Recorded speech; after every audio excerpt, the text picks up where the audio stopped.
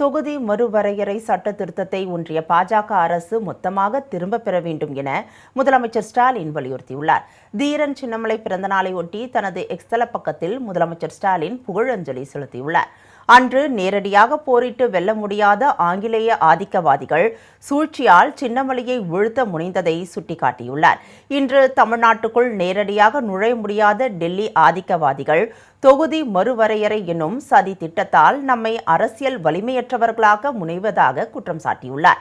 சின்னமலையை காட்டிக் கொடுத்த துரோகியைப் போல தற்போதும் சில அடிமைகள் தங்கள் சுயநலத்துக்காக தமிழ்நாட்டின் எதிர்காலத்தையே RSS எஜமானர்களின் காலடியில் அடகு வைப்பதாக அவர் விமர்சித்துள்ளார்.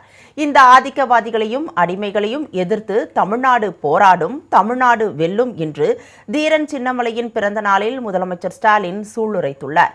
இதனிடையே அண்ணா அறிவாலயத்தில் வைக்கப்பட்டுள்ள தீரன் சின்னமலையின் திருவுருவப் படத்திற்கு முதலமைச்சர் ஸ்டாலின் மலர் தூவி மரியாதை செலுத்தினார்.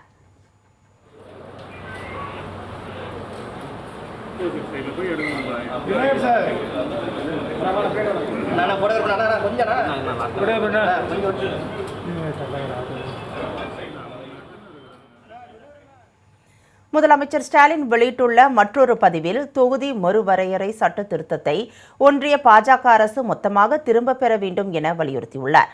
ஒன்றிய அரசு தாக்கல் செய்துள்ள சட்ட முன்வடிவு முழுக்க முழுக்க ஏமாற்று திட்டமாக இருப்பதாக குறிப்பிட்டுள்ளார். இதை நம்பவும் முடியாது, ஏற்றுக்கொள்ளவும் முடியாது என திட்டவட்டமாக நிராகரிப்பதாக அவர் தெரிவித்துள்ளார். எண்ணிக்கை பலம் இருக்கிறது என்ற திமிரில் தங்களின் எதிர்ப்பை மீறி இதனை நிறைவேற்றினால் அதற்கான விளைவுகளை தமிழ்நாட்டில் பாஜக சந்திக்க வேண்டியிருக்கும் என முதலமைச்சர் ஸ்டாலின் எச்சரித்துள்ளார்.